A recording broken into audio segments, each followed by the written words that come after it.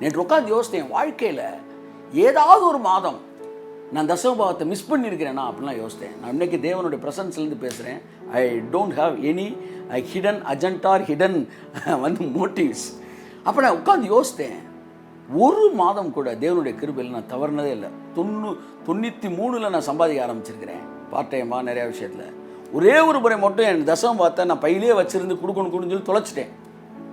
அது தவிர எல்லா நாட்களிலும் அது உண்மையாக இருக்குது. தேவன் உதவி செய்தார். அதுக்கு பிறகு இப்போ நம்மளுடைய பெரிய சோதனை அரசாங்கத்துக்கு செய்வது, மற்ற விஷயங்களுக்கு செய்வது எல்லாம். இதில் நம்ம உண்மையுள்ளவர்களாக இருக்க வேண்டும் என்பது, நம்ம 90க்கு மேலே இருந்தாலும் 91, 92, 93 அப்படியே 100க்கு வர்றதுக்கு நம்ம முயற்சி எடுக்கணும். ஏன்னா தேவன் அதை பார்க்குற. அவருக்கு தேவை நீ கவர்மெண்ட்டுக்கு டேக்ஸ் கட்டணுன்றது கிடையாது, அது அடுத்த விஷயம். அவன் காசு எப்படி செலவழிக்கிறான் கவர்மெண்ட், அதுவும் அவருக்கு அடுத்த விஷயம். உனக்கு பணத்து மேலே ஆசை இருக்கா இல்லையான்னு இப்போ நான் பார்க்கணும். அதுக்கு தான் என்ன டேக்ஸை ஒழுங்காக கட்டுறேன்னு அவர் பார்க்குறாரு. ஏனென்றால் பண ஆசை எல்லாத்தையுமே வேறாக இருக்கிறது. சிலர் அதை பற்றி கொண்டு விசுவாசத்தை விட்டு நழுவி, இப்போ பண ஆசை ஃபெய்த்துக்கு ஆப்போசிட் ஆயிடுதுல்ல, அதனால தான் ஆசை இருக்கக்கூடாது அப்படின்னு விரும்புகிறாரு. ஆனால் பணம் இருக்கலாம், எவ்வளோ வேணாலும் இருக்கலாம், ஆனால் ஆசை இருக்கக்கூடாது. ஆசை இல்லாமல் இருக்கிறேன்னா என்ன, எல்லாத்தையுமே ஃபெய்த்ஃபுல்லாக நான் இருக்கணும் அப்படின்னு முடிவு எடுக்கிறது. நம்ம தான் சில விஷயங்களில் தேவனுடைய ராஜ்யத்திலே பல நேரங்கள் உண்மை இல்லாமல் ஆயிடுறோம். தேவனுடைய ராஜ்யம் சம்மந்தப்பட்டதில் உண்மை இல்லாத அங்கே கரெக்டாக இருக்கும்போது தான் வேர்ல்டுக்குள்ளே நம்ம கரெக்டாக இருக்க ஆரம்பிக்கிறோம். ஸோ இது எல்லாம் சபை நமக்கு கற்றுக் கொடுக்குது. ஒரு பெரிய விஷயம். காணிக்கை, தசமபாவம் இதெல்லாம் கொடுத்தா தான் தேவனை ஆசீர்வதிப்பார்ன்றலாம் அடுத்த விஷயம். அது எல்லாத்தையும் தாண்டி எனக்குள்ளே ஒரு கேரக்டர் பில்டு பண்ணுது பாருங்கள், எவ்வளோ பெரிய விஷயம். 1000, 5000, லட்சங்கள்லாம் வரும்போது அது வைப்ரேட் ஆகாது. நீ ஒரு 2 கோடி 3 கோடின்னு திடீர்னு ஒரு சொத்து ஏதோ ஒரு விஷயம் பண்ணுறீங்க, கொடுக்குறீங்க. அப்போல்லாம் 20 லட்சம்ன்றது கட்டாயம் என்னை வைப்ரேட் பண்ணும், என்னை டிஸ்டர்ப் பண்ணும். 20 லட்சமா 20 லட்சமா 20 லட்சத்தையா ஒரு பேச்சுக்கு சொல்கிறேன். இப்போ இது பேச்சுக்கு இல்லை, உண்மையாக தான் சொல்லிகிட்டு இருக்கிறேன். அப்போ இந்த இடத்துல நான் ஒரு முடிவு எடுக்கணும். am I sticking on money or God? நான் தேவனை நம்பி இருக்கிறேனா, பணத்தை நம்பி இருக்கிறேனா? இந்த உண்மைன்ற வார்த்தையோட வேல்யூவும் வெயிட்டும் என்னைக்குமே சின்ன அமௌண்ட்டில் தெரியாது, பெரிய அமௌண்ட்டை டீல் பண்ணும்போது தான் தெரியும். உண்மையானவர்கள் கூட உண்மை இல்லாமல் மாறுறது எங்கே தெரியுமா? டக்குன்னு பர்சன்டேஜை வச்சு பார்த்து 40 லட்சம் வருது, 30 லட்சம் அப்படின்னு யோசிக்கும் போது தான் அவர்கள் உண்மையிலிருந்து தவறுகிறார்கள். நானும் பார்த்துட்டேன். கொஞ்சம் விஷயத்தில் அவங்க உண்மை இல்லாமல் இருக்கும்போது, அவங்க விதைக்கிறது கொள்றதுல அவங்க அவங்க அவங்க ரெகுலராக இல்லாமல் அந்த உண்மை இல்லாமல் இருக்கும்போது பெரிய விஷயத்தில் அது அப்படியே எஃபெக்ட் ஆகுது, ரிஃப்ளெக்ட் ஆகுது. நான் சொன்ன இளைஞர்களுக்காக நான் கர்த்தரை ஸ்தோத்திரிக்கிறேன். இந்த இளம் வயதிலே நீங்கள் அழகாக அதை நீங்கள் தயார் செய்யும்போது முதிர் வயதில் உங்களுடைய நல்ல வயதில் நீங்கள் இந்த தேசத்தில் மிகப்பெரிய கனவான்களாக இருப்பீர்கள். கர்த்தருடைய நாமத்தில் உங்களை நான் ஆசீர்வதிக்கிறேன். ஸோ தேவன் நம்மளை ஃபஸ்ட் லெவலில் இருக்கிறதுக்கே நம்மளை படைக்கலை. ஃபஸ்ட் லெவல்ன்றது ஏதேன் தோட்ட வாழ்க்கை. ஆதாமை ஏவாளையும் ஏதேன் தோட்டத்தில் உட்கார வச்சு அவர்களுக்கு வேண்டிய சகலவிதமான கனிகளையும், கனிதரும் மரங்களையும், விதையுள்ள கனிதரும் மரங்களையும் எப்படி வைக்கிறார் பாருங்க. விதையுள்ள கனிதரும் மரங்களையும் கொடுத்து நல்லா சாப்பிடுங்கடா, நல்லா என்ன செய்யுங்கடா, என்ன என்ஜாய் பண்ணுங்கடா அப்படின்னாரு. பாருங்க, நவாப்பழம் கொட்டியிருக்கும், அதை சாப்பிட்டுக்கிட்டே இருப்பாங்க. இந்த சீசன் முடிஞ்சோன்னா கொய்யாப்பழம் ஸ்டார்ட் ஆகிருக்கும், அதை சாப்பிட ஆரம்பிச்சிருப்பாங்க. அந்த சீசன் முடிகிறதுக்கு மாம்பழம் வர கரெக்டாக இருக்குது, மாம்பழம் சாப்பிட்ருப்பாங்க. அப்புறம் அப்படியே பலாப்பழம், அப்புறம் பேரிச்சம்பழம், அப்படியே ஏகப்பட்டது. பேரிச்சம்பழத்தில் மட்டுமே ஒரு 100 வகை 150 வகை இருக்குன்றாங்க. பேரிச்சம்பழம் மட்டுமே அத்தனை டேஸ்ட் இருக்குன்றாங்க. நம்ம மாம்பழத்தில் எத்தனை இருக்குது? காசா லெட்டுன்றாங்க, காசு கொடுக்காத லெட்டு என்னமோ சொல்கிறாங்க, கிளிமூக்குன்றாங்க, பல மாம்பழங்கள் இருக்குது. அப்படி எவ்வளவு வெரைட்டி. நல்லா சாப்பிட்டு கும்முன்று அப்படின்னாரு. இதுதான் தேவன்கிட்ட டைரக்டாக வந்தது. இதுதான் ஃபர்ஸ்ட் லெவல். செகண்ட் லெவலை தான் இப்போ பேசுகிறார். யார்கிட்ட? ஆதாம்கிட்ட. நீங்கள் பலுகி பெருகி அப்படின்றார். பெருகி, ரபா அப்படின்ற வார்த்தை, ரபா அப்படின்ற வார்த்தை அப்படின்னா make large, make it large, இதை பெருசாக்கு அப்படின்றாரு. கைத்தட்டு ஒரு அவருக்கு. Amen, amen, amen. Make it large, increase. ஒன்று சொல்லவா, உங்க எல்லாரையும் பார்த்து கர்த்தர் நீங்க என்னமா சொல்றாரு? நான் கொடுத்துருக்கிறத இன்க்ரீஸ் பண்ணுறா மகனே, நான் கொடுத்துருக்கிறத மேக் இட் லார்ஜ், அதை பெருசாக்கு பெருசாக்கு பெருசாக்கு, இன்னும் பெருசாக்கு. ஏதேன் தோட்டம் இருக்கிற 3000 ஏக்கர் மட்டும்தான். ஆனால் கர்த்தர் சொன்னார், இந்த 3000 ஏக்கருக்குள்ளே நான் கொடுத்ததை வச்சு, இதுக்குள்ளே மரங்கள் இருக்குது, என்ன இருக்குது, விதை இருக்குது, எல்லாம் இருக்குது. இதை வச்சு என்ன சொன்னார், பழுகி பெருகி எதை நிரப்பணுமா, பூமி, பூமி முழுவதையும் நீ இதை எக்ஸ்டெண்ட் பண்ணினார். கர்த்தருடைய ஆவியான உங்களுக்கு சொல்கிறாரு, உனக்கு ஒரு ஏதேன் தோட்ட வாழ்க்கை மாதிரி ஆசீர்வாதத்தை கொடுத்துருக்குறேன், இப்படியே நீ வாழ்ந்து இப்படியே லைஃப்பை முடிக்கணும்னா முடிக்கலாம். இல்லை, நீ இதை மேக் இட் லார்ஜ், இதை பெருசாக்கி பூமியிலே, பூமி முழுவதும் உன்னுடைய ராஜ்யத்தை ஸ்தாபிக்கப்படத்தக்கதாக, அல்லது இந்த பூமியில மிகப்பெரிய ஒரு ஆசீர்வதிக்கப்பட்ட யோபுவை போல ஒரு மனிதனாக, அல்லது உன்னுடைய பிஸ்னஸ்ல நீ தான் ஒரு கிங்காக மாறும்போது, உங்களுக்கு கொடுக்கப்பட்டிருக்க பிஸ்னஸ்ல நீங்க தான் கிங். இவர் அடிச்சுக்கிற ஆள் இல்லையா, இவரை தாண்டி ஒருத்தனை வந்து இவருக்கு தெரியாம வளர முடியாதியா, இந்த டிபார்ட்மெண்ட், இந்த பர்டிகுலர் பிஸ்னஸ்ல, இந்த இண்டஸ்ட்ரியில இவர் தலையசைக்காம எதுவும் நடக்காதியா, அப்படின்ற இடத்துக்கு உங்களை கொண்டு போகிறது தான் அவுட்ஸ்டாண்டிங். அங்கே தான் நீங்கள் சாட்சியாக மாறுறீங்க. என் அன்புக்குரியவர்களே, பூமியை நிரப்புங்கள் என்று சொன்னார். அப்போ பூமியில் மற்ற ஏரியாலாம் எப்படி தான் இருந்திருக்கு, எம்டியாக தான் இருந்திருக்கு. அந்த வசனம் என்ன சொல்லுது, வாசிப்போம். 2ஆம் அதிகாரம், ஆதியாம் 2ஆம் அதிகாரம் 5ஆம் வசனம். நிலத்தினுடைய சகலவித செடிகளும், நிலத்தினுடைய சகலவித செடிகளும், சத்தமா வாசிப்பா, செடிகளும் செடிகளும் பூமியின் மேல் இன்னும் உண்டாகவில்லை. பாத்தீங்களா, பூமியில ஒரு செடி உண்டாகல, இன்னும் உண்டாகவில்லை. நிலத்தினுடைய சகலவித பூண்டுகளும், நிலத்தினுடைய சகலவித பூண்டுகளும் இன்னும் முளைக்கவில்லை, இன்னும் முளைக்கல. ஏனெனில் தேவனாகிய கர்த்தர் பூமியின் மேல் இன்னும் மழையை பெய்ய பண்ணவில்லை, இன்னும் மழையை பெய்ய பண்ணவில்லை. நிலத்தை பண்படுத்த மனுஷனும் இருந்ததில்லை, பாத்தீங்களா, எதுவுமே இன்னும் வரலன்றாரு இந்த வசனத்துல. ஆனா இதுக்கு முந்தின அதிகாரத்துல என்ன சொல்றாரு, 29 வாசிங்க. பின்னும் தேவன், இதோ பூமியின் மேல் எங்கும் விதை தரும் சகலவித பூண்டுகளையும் விதை தரும் கனி மரங்களாகிய சகலவித விருட்சங்களையும் உங்களுக்கு கொடுத்தேன், அவைகள் உங்களுக்கு ஆகாரமாய் இருக்க கடவது. பூமியின் மேல் எங்கும் விதை தரும் சகலவித பூண்டுகளையும் விதை தரும் கனிமரங்களாகிய விருட்சங்களை உங்களுக்கு கொடுத்தேன். இங்க கொடுத்தேன்றாரு 1:29. 2ல் இன்னும் வரவே இல்லைன்றாரு. இன்னும் வரவே இல்லைன்றது உண்மையா, எல்லாத்தையும் வந்துருச்சு கொடுத்துட்டார்ன்றது உண்மையா சொல்லுங்க? வரவே இல்லைன்றது உண்மையா, எல்லாம் வந்துருச்சுன்றது உண்மையா? ஃபர்ஸ்ட் லெவலில் எல்லாம் வந்துருச்சுன்றது உண்மை, செகண்ட் லெவலில் இன்னும் வரலன்றது உண்மை. அவர் இன்னும் வரலன்னு சொன்னது பூமியை சொன்னார். பூமி எம்டியா இருக்கு, ஏன்னா மனுஷன் இன்னும் கை வைக்கல. என்னைக்கு இந்த ஆதாமின் சந்ததி அங்க போய் பூமியில கால் வைக்கிறாங்களோ, அப்ப இந்த ஏதேனை போல முழு உலகமும் ஏதேனாய் மாறும். Make it large, enlarge it, பெருசாக்கு, இன்க்ரீஸ் பண்ணு. கர்த்தருடைய ஆவியான இந்த காலை வேளையில் உங்களை பார்த்து சொல்கிறார், உனக்கு நான் கொடுத்திருக்கிற ஐஸ்வர்யத்தை பெரிதாக்கு, உனக்கு கொடுத்திருக்கிற ஆசீர்வாதத்தை பெரிதாக்கு, உனக்கு கொடுத்திருக்கிற ஐஸ்வர்யத்தின் மகிமையை, உன் வாழ்க்கையில கொடுத்திருக்கிற பொருளாதாரத்தை இன்னும் மேன்மைப்படுத்து என்று கர்த்தர் சொல்கிறார். அந்த ரபான்ற வார்த்தைக்கு 100 மீனிங் இருக்கு. அதுல ஒண்ணு என்னன்னா, இன்னும் சிறப்பானதாய் மாற்று அப்படின்னு ஒரு அர்த்தம் இருக்கு. உனக்கு கொடுத்திருக்கிறத இன்னும் சிறப்பாக்கு. எத்தனை பேர் உங்க ஐஸ்வர்யத்தை சிறப்பாக்க விரும்புறீங்க? தேவன் தன்னுடைய பிள்ளைகள் வளரணும் விரும்புறாரு. இல்ல சார், காலம் போன கடைசினா அமைதி அப்படியே வந்து டீ பிரேக்ல நீங்க என்ன செஞ்சிருங்க, டிவி ஆஃப் பண்ணிட்டு டக்குன்னு வேற லைவுக்குள்ள என்டர் ஆயிருங்க. இல்லை சார், என் வாழ்க்கையில் நான் எல்லாத்தையும் நான் வளமையாக்க விரும்புகிறேன், பெரிதாக்க விரும்புகிறேன் என்றால் எஃபர்ட்லெஸ் பிளஸிங் தான் பேசிக்கிட்டு இருக்கிறேன். நீங்கள் விரும்பினால் உங்கள் வாழ்க்கையில் எல்லாவற்றையும் பெரிதாக்க தேவனால் முடியும். இன்னைக்கு நான் தான் பேச விரும்புகிறேன். கிறிஸ்துவ வாழ்க்கையும் பொதுவாக குறிப்பாக ஐஸ்வர்யம் என்பது என்லார்ஜ் பண்ணணும். நீங்கள் இப்போ நீங்கள் அந்த முடிவை மட்டும் எடுப்பீங்கன்னா, அந்த விருப்பத்தை மட்டும் உங்களுக்குள்ளே வரும்னா, அடுத்த வருஷம் டேர்ன் ஓவர் இந்த வருஷம் டேர்ன் ஓவர் மாதிரி 10 மடங்கு அதுக்கு மேலே இருக்கும். 10 மடங்கு முதல் யோசிங்க போதும், 10 மடங்கு யோசிங்க போதும், ரொம்ப வேணாம். எல்லாம் சொல்லுங்கள், படிப்படியாக போவோம். முதல் மாடிக்கு நேராக கால் வைக்கிறதுக்கு மனசு டயர்டாயிரும். அதுக்குனால தான் படி வைக்கிறாங்க, 10 படி 15 படின்னு. கர்த்தர் என்கிட்ட சொன்னார், நீ டேர்ன் ஓவரை கூட்டணும் போது எடுத்தோடனே நேராக அங்கே போகாத, ரஜினிகாந்தோடைய இப்போ டிரான்சாக்ஷன் போகாத, இங்கே வா அப்படின்றார். அங்கேருந்து அங்கே வா, அங்கேருந்து அங்கே வா, அவனுக்கு ஈஸியாக இருக்கும். அப்போ இப்போ என்ன செய்யணும், உங்கள் டிரான்சாக்ஷனை இப்போ இருக்கிறத ஒரு 5 times 10 times அப்படிவாங்க.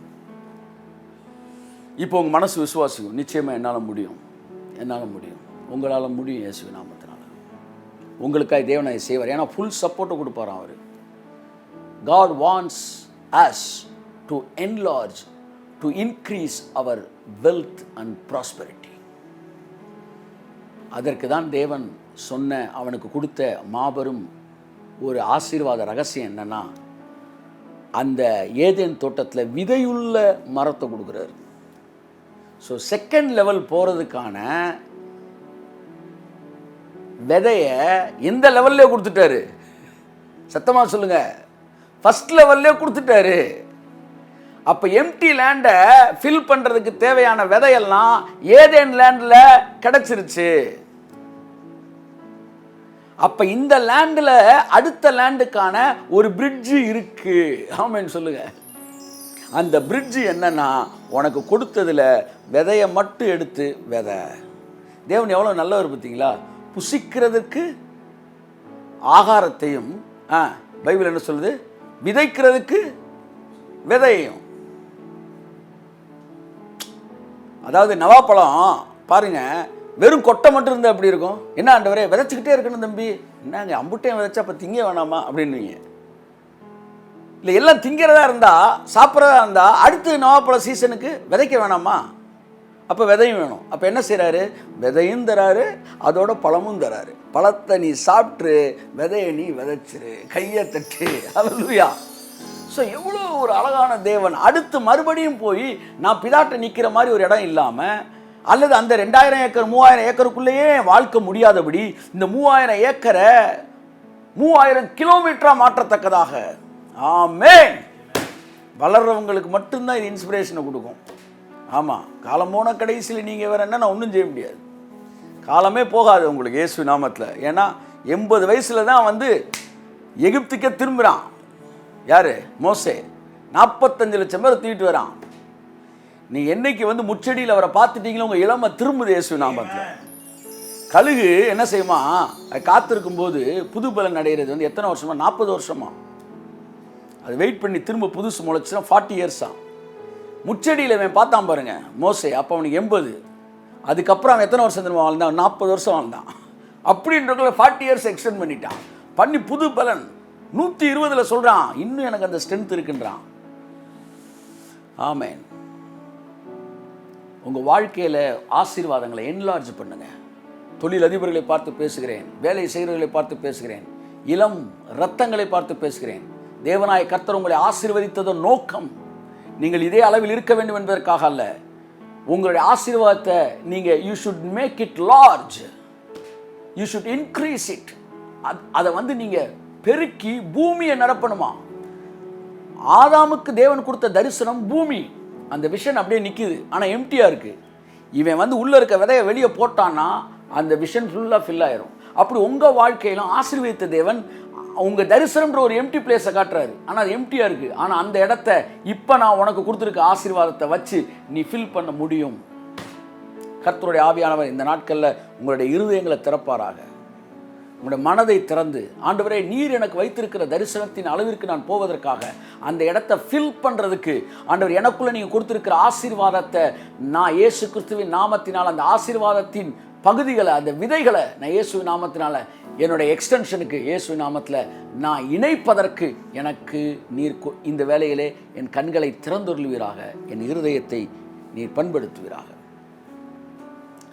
அப்போ ஃபஸ்ட்டு அவர் கிரியேட் பண்ணுறாரு, செகண்டு அவர் கிரியேட் பண்ணலை. அதை நீங்கள் பார்க்கணும். ஏன்னா தேவன் ஆதாம் வர்ற வரைக்கும் தான் பூமி அவர் ஆளுகை செஞ்சார். பாருங்கள் 1ஆம் அதிகாரத்தில் பாருங்கள், 3ஆம் வசனம் வாசிங்க. 1:4. தேவன் வெளிச்சத்திற்கு பகல் என்று பெயரிட்டார், இருளுக்கு இரவு என்று பெயரிட்டார்.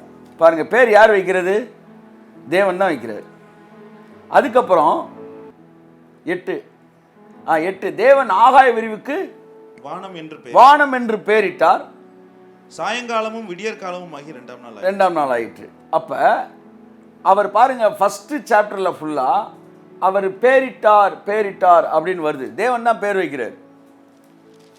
அதாவது உங்க வாழ்க்கையில எல்லாத்தையும் அவர் தான் செய்யறாரு. ஃபர்ஸ்ட் ஃபேஸ்ல அவர் தான் செய்யறாரு. செகண்ட் ஃபேஸ் 2ஆம் அதிகாரம். 2ஆம் அதிகாரத்தில் ஆதாம் படைக்கப்பட்டான். இப்ப யார் பேர் வைக்கிறது? 2:19 வாசிங்க. தேவனாகிய கர்த்தர் வெளியின் சகலவித மிருகங்களையும் ஆகாயத்தின் சகலவித பறவைகளையும் மண்ணினாலே உருவாக்கி ஆதாம் அவைகளுக்கு என்ன பெயரிடுவான் என்று பார்க்கும்படி அவைகளை அவனிடத்தில் கொண்டு வந்தார். அந்தந்த ஜீவ ஜந்துக்கு ஆதாம் எந்தெந்த பெயரிட்டானோ அதுவே அதற்கு பெயராயிற்று. முதல் அதிகாரத்தில் அவர் பேர் வச்சார். 2ஆம் அதிகாரத்தில் இவன் என்ன பேர் வைக்கிறான் அப்படின்னு பார்க்க வர்றாரு. அப்படின்னா என்ன? அவர் பேரிடுகிற வேலையை நிறுத்தி விட்டார். தம்பி வந்துட்டாப்ல ஐடி, அவர் பார்த்துக்குவார். ஐயா ஏதேனை மட்டும் படைச்சு விட்டுட்டீங்க, மீதி அவன் தான் நம்ம செய்வான். பாருங்க, ஏதேனை மட்டும் தான் கர்த்தர் படைச்சாரு, மீதியே நீ நிரப்படான்னாரு. அல்லேலூயா சொல்லுங்க. ஆமென். இன்னும் கர்த்தர் கையிலேருந்து வாங்குறேன், கர்த்தர் கையிலேருந்து வாங்குறேன்னா நீங்கள் இன்னும் வந்து அந்த ஃபஸ்ட்டு ஃபேஸ்லேயே இருக்கிறீங்க. இல்லை, நான் தேவன் கொடுத்த வல்லமையை நான் பயன்படுத்த போகிறேன், நான் மாற்ற போகிறேன் நீங்கள் சொல்லும்போது தான் நீங்கள் 2ஆம் அதிகாரத்துக்கு வரீங்க. இந்த 2வது ஃபில்லுன்றது உங்கள் கையிலேயே தேவன் கொடுத்து நீயே நிரப்படாமானேன்றார். நிறைய பேர் அதை புரிஞ்சுக்கிட்டாங்க வாழ்க்கையில். அதனால் வாழ்க்கையில் என்லார்ஜ் ஆகிட்டே இருக்கிறாங்க. அவங்க வந்து இன்க்ரீஸ் ஆகிட்டே இருக்கிறாங்க. நான் பார்க்குறேன் சிலர் வந்து அந்த காலை வச்சா கீழே விழுந்துருவோமோ அப்படின்னு பயந்துட்டு அப்படியே காலை வைக்காமல் அதுக்கு முன்னாடி இந்த கொஞ்சம் தங்கங்கள் அது இதை எடுத்துக்கிட்டு அப்படியே ரிட்டர்ன் ஆயிடுறாங்க. சிலர் மட்டும்தான் போய் தான் பார்த்துருவோண்டா, விதைச்சி தான் பார்த்துருவோண்டா, வந்து இந்த ஏதேனை பயன்படுத்தி பூமியவே ஏதேனா மாற்றுவோண்டா, அதாவது நம்மளுடைய வேர்ல்டை ஃபுல்லாக மாற்றுவோண்டா அப்படின்னு சொல்லி காலை வைக்கிறான் பாருங்க, அவனுக்கு மட்டும் எக்ஸ்டெண்ட் ஆகுது பிரிட்ஜு. என்னுடைய முதல் நிலை ஆசீர்வாதத்தை அது என்னுடைய கையில் இல்லை, அது தேவன் கையில் இருக்கிறது. என் 2ஆம் நிலை ஆசீர்வாதம் அது என்னுடைய கையில் இருக்கிறது. ஏன் உங்கள் கையில் கொடுக்குறாரு? அது கற்பனைக்கேற்ற ஐஸ்வர்யம். அதனால் நீ எவ்வளோ கற்பனை பண்ணுறியோ அதையும் நான் சேர்த்து கற்பனை பண்ண முடியுமா? கற்பனையை நீ பண்ணு. அதனால் 2ஆம் நிலை ஆசீர்வாதத்தை நான் என் கையில் வைக்காமல் உன் கையில் கொடுக்குறேன். ஏன்னா இந்த ஃபேஸே கற்பனைக்கேற்ற ஆசீர்வாதம். ஒரு கார் ஷோரூமில் போய் கார் எடுக்கிறீங்க. காரை எடுத்து அவன் முந்தின நாள் சொல்லிட்டான், சார் கியர் இப்படி போடணும், இப்படி ஓட்டணும், இப்படி கொல்லணும், இவ்வளோ ஸ்பீடில் போகும், இவ்வளோ பெட்ரோல் குடிக்கும், இவ்வளோ வந்து உங்களுக்கு வந்து சஸ்பென்ஷன் இருக்குது, இது இருக்குது, அது இருக்குது, இவ்வளோ வந்து பாதுகாப்பு இருக்குது, எல்லாம் சொல்லிட்டான். சரி வண்டியை புக் பண்ணி வண்டியை டெலிவரி பண்ணுறீங்க. டெலிவரி பண்ணும்போது சார் எங்கே சார் போகணும் அப்படின்னு நீங்கள் வந்து ஷோரூம்காரனை பார்த்து கேட்டால் அவன் சொல்லுவான், சார் எப்படி போகுன்றது தான் எங்களுக்கு தெரியும், எங்கே போகணுன்றத நாங்கள் முடிவெடுக்க முடியாது, நீங்கள் தான் முடிவெடுக்கணும். நீங்கள் நேராக வீட்டுக்கு போகணுன்னா போங்க, நேராக ஆஃபீஸ் போகணுன்னா போங்க, இல்லை நேராக நீங்கள் வந்து அப்படியே பக்கத்தில் தான் வந்து டாஜ் இருக்குது, அப்படியே டாஜுக்குள்ளே நீங்கள் போகணுன்னாலும் போங்க, எங்கே வேணாலும் போங்க. அப்போ ஃபஸ்ட்டு ஃபேஸை தான் தேவன் டிசைன் பண்ணுவார். செகண்ட் ஃபேஸை தேவன் டிசைன் பண்ணுறது கிடையாது. ஏன்னா கற்பனை வளத்திற்கேற்றார் போல் ஆசீர்வாதம், அதை நீயே டிசைன் பண்ணிக்கன்னு சொல்லி, அப்போ எந்த அளவு நான் பெறுகிறது, நீ எந்த அளவு விதைக்கிறியோ அந்த அளவு நீ பெருகுவாயாக என்று சொல்லி தேவன் 2வது ஃபேஸை மனிதன் கையில் கொடுக்குறாரு. கைத்தட்டு. ஆமாம். என் அன்புக்குரியவர்களே, நீங்கள் 2வது நிலைக்கு ஆசீர்வாதத்தின் உச்சத்திற்கு போக வேண்டும் என்றால் அதனுடைய அளவு எவ்வளவு என்பதை நீங்கள் தான் நிர்ணயிக்க வேண்டும். அப்போ அதுக்கு போகிறதுக்கான விஷயத்தை யார் முடிவெடுக்கணும்? நான் தான் முடிவெடுக்கணும். 2ஆம் நிலை ஆசீர்வாதத்தை தேவன் செய்வாரா, நான் செய்யணுமா? நான் தான் செய்யணும். எல்லாம் சொல்லுங்கள், நான் தான் செய்யணும். எல்லாம் சொல்லுங்கள், நான் தான் செய்யணும்.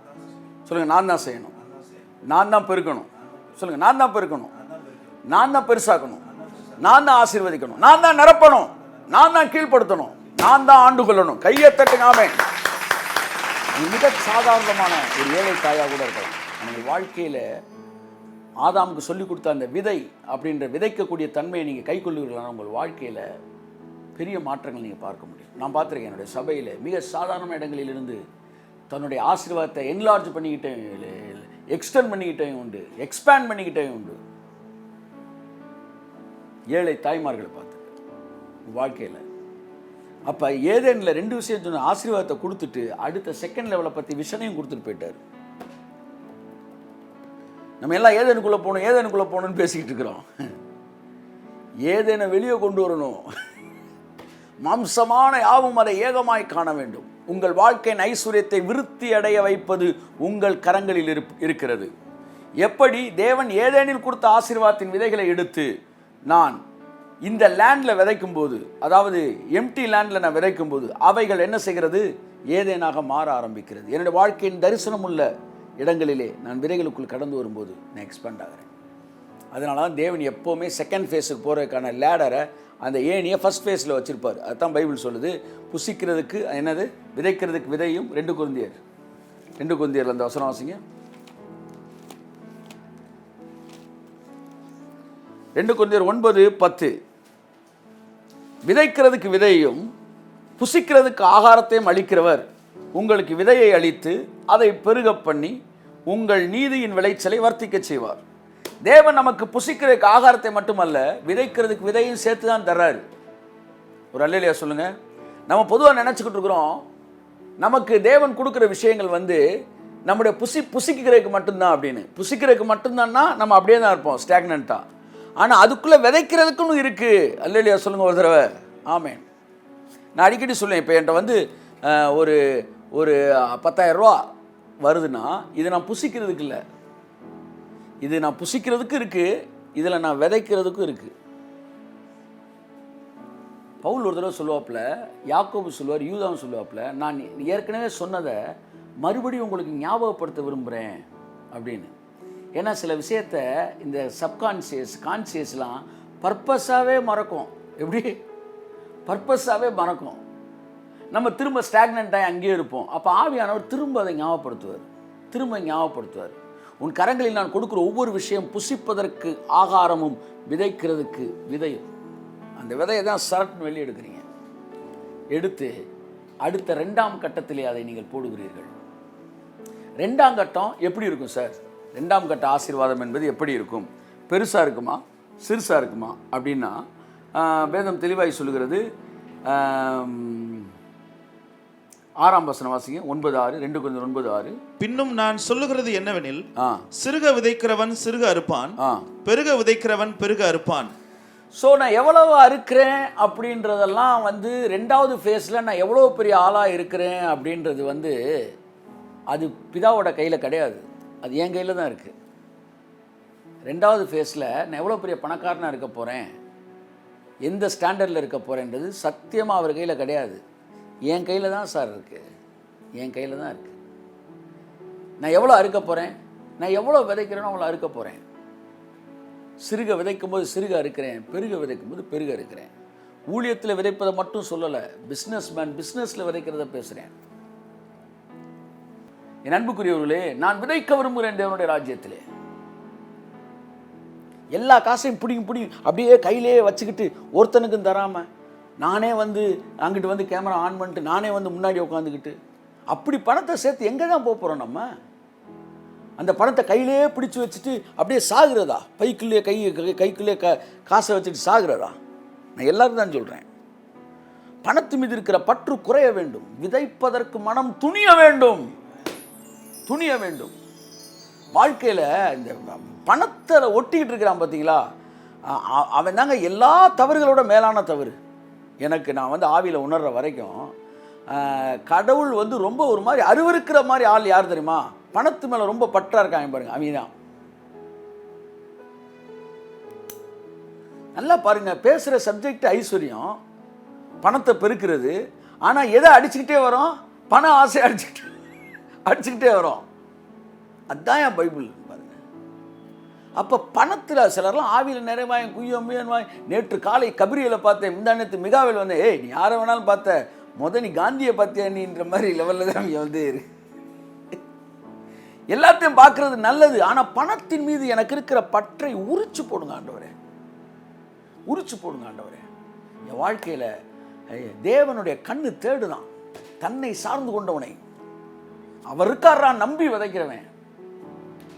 நான் பேசுறது வெறும் ஊழியத்தில் விதைக்கிறது, ஊழியத்தை கொடுப்பது மட்டும் சொல்லலை. உங்கள் வாழ்க்கையில், உங்கள் பிஸ்னஸில் எதையெல்லாம் தேவன் உங்களுடைய எல்லா விஷயங்களிலும் எக்ஸ்டெண்ட் பண்ணணும். நீங்கள் உங்களுடைய ஆசீர்வாதத்தை எக்ஸ்டெண்ட் பண்ணணும். அதுதான் நான் சொல்ல வர்றது. சில வாழ்க்கையை பார்த்தீங்கன்னா எக்ஸ்டெண்ட் ஆகாமல், எக்ஸ்பேண்ட் ஆகாமல் வந்து அது இன்க்ரீஸ் ஆகாமல் அப்படியே இருக்கும் பொருளாதாரம். ஏன்? 100 ரூபா வச்சிருக்கிறவன் கோடீஸ்வரன் ஆயிடுறான், கோடீஸ்வரன் கோடீஸ்வரனாகவே இருக்கிறான். அப்படின்னா என்ன அர்த்தம்? இந்த 100 ரூபா வச்சிருக்கேன் விதைச்சான்னு அர்த்தம்.